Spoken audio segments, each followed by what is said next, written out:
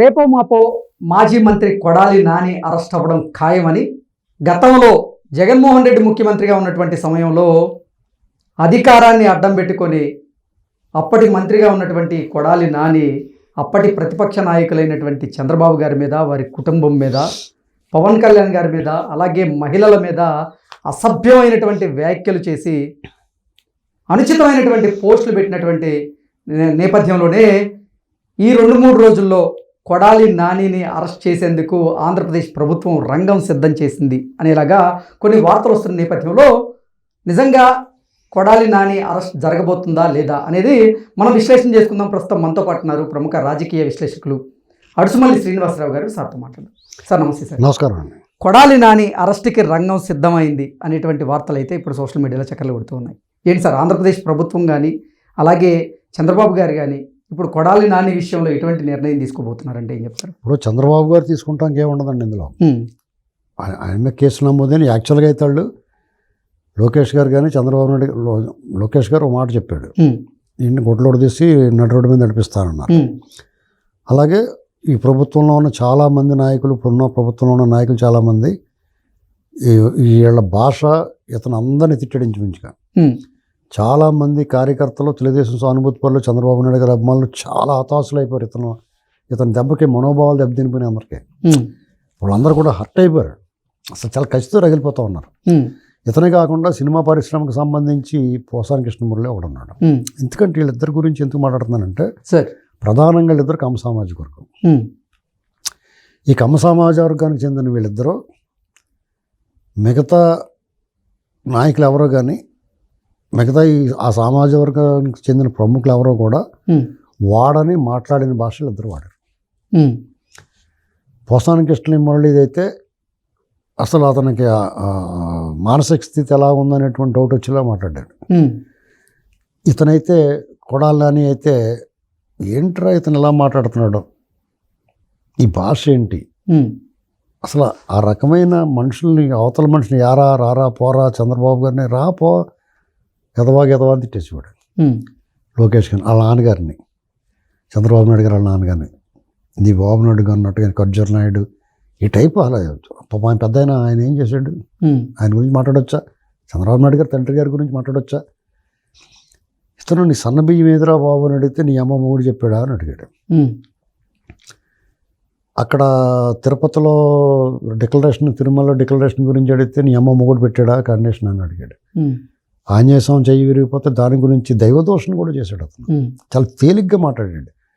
అమ్మవారు వెండి విగ్రహాలు దొంగిలిస్తే సింహం బొమ్మలో దానికి ఒక 70 లక్షలు ఎంతో పెడితే అయిపోతుంది, దాని పెద్ద ఎంత గందరగోళం చేస్తారు ఇటు.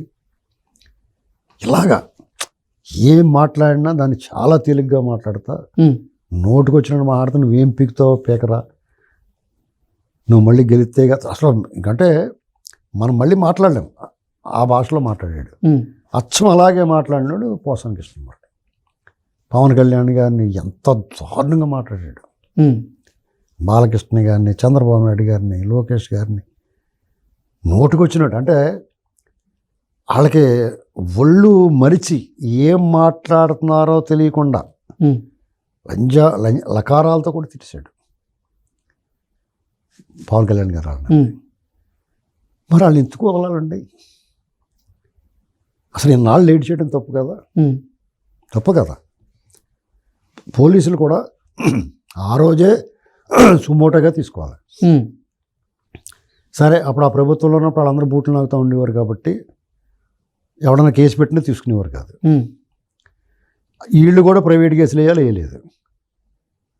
సరే, ఇప్పుడు ఇన్నాళ్ళకైనా కేసులు పెట్టారు, అదొక బెటర్ లేట్ దాన్ని ఎవరు అనుకోవచ్చు. కేసులు పెట్టిన తర్వాత ఇంకా వీళ్ళకి నోటీసులు ఏంటండి, ఇంటికి వెళ్ళి రారా అని జుట్టుపట్టుకుని ఈడ్చుకెళ్ళాలి కదా. నడరా ముందుకు బ్యాన్ ఎక్కలరా అని పెడేళ్ళమని కొట్టాలా. అంటే తన పరిపాలనలో అసలు రాజకీయ కక్షలకు తావు లేదు అంటూ చంద్రబాబు గారు అందరికి పిలుపునిచ్చారు. ఇది రాజకీయ కక్ష ఏంటండి? పోసాని కృష్ణమురళి బొట్టెట్టుకుని అందంగా దేవుడు దండం పెట్టుకుంటుంటే తీసుకెళ్తే అది రాజకీయ కక్ష. ఏం తప్పు చేయకుండా తీసుకెళ్తే రాజకీయ కక్ష. ఆడ అన్ని మాటలు మాట్లాడి అంత తప్పు చేసి నేరం చేసాడు అతను. అబ్యూజివ్ లాంగ్వేజ్ వాడాడు. అందుకే కక్ష సాధించడం ఎలాగవుతుంది? కొడాలి నాని కానీ అతను కొడాలి నాని క్యాసినోలు నడిపించాడు, ప్యాకాడ్ శిబిరాలు నడిపించాడు, భూ కబ్జాలు చేసాడు. గెడ్డం గ్యాంగ్ అని పెద్ద పేరు అక్కడ ఉమ్. గుడివాళ్ళు. వాళ్ళ అనుచరులు చేసిన వాళ్ళ అనుచరులు అరాచకాలు. ఆస్తులు స్వాధీనం చేసేసుకోవడం, ఇవన్నీ నేరాలు చేసాడు అతను. ఉమ్. ఇప్పుడు కొన్ని మాటలు చెప్పిన దానికే, తిట్టిన దానికే కాదు, వాడు నేరం చేశాడు. ఉమ్. పైగా అతను సివిల్ సప్లైస్ మినిస్టర్గా చేశాడు. అందులో జరిగినంత అవకతవకలు ఏ శాఖలోనూ జరిగి ఉండదు.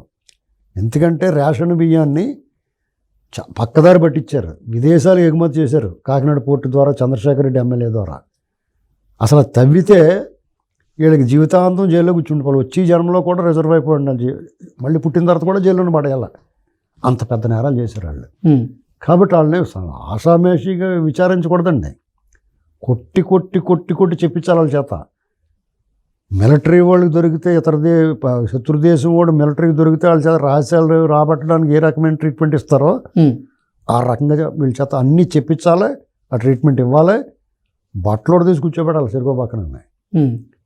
ఇప్పుడు వాళ్ళకే విచక్షణ ఒకటి కోల్పోయారు. అవినీతి, రాజకీయాల్లో అవినీతి చేయటం, డబ్బులు సంపాదించుకోవడం ఒక రకమైతే, ఈ రకమైన అసభ్యకరమైన మాటలు మాట్లాడడం అనేటువంటిది చాలా కొత్తగా చూస్తున్నాం. ఈ జగన్మోహన్ రెడ్డి గ్యాంగ్ వచ్చిన తర్వాత ఈ దరిద్రం పట్టుకుంది మనకి. పోసానికి కృష్ణమూర్తి అతను ఎలా వచ్చాడు, ఎవరి దగ్గర రైటర్గా అసిస్టెంట్గా చేరాడు, మెల్లమెల్లగా ఎదిగాడు, మంచి కథా రచయితగా, నటుడిగా, నిర్మాతగా కూడా అతను దర్శకత్వం కూడా చేసాడేమో. ఎదిగాడు, బాగా మంచి పేరు తెచ్చుకున్నాడు, ప్రజల ఆదరణ ఉన్నది. అతను ఎందుకు ఇలాగా పర్వర్టెడ్గా ప్రవర్తిస్తున్నాడు?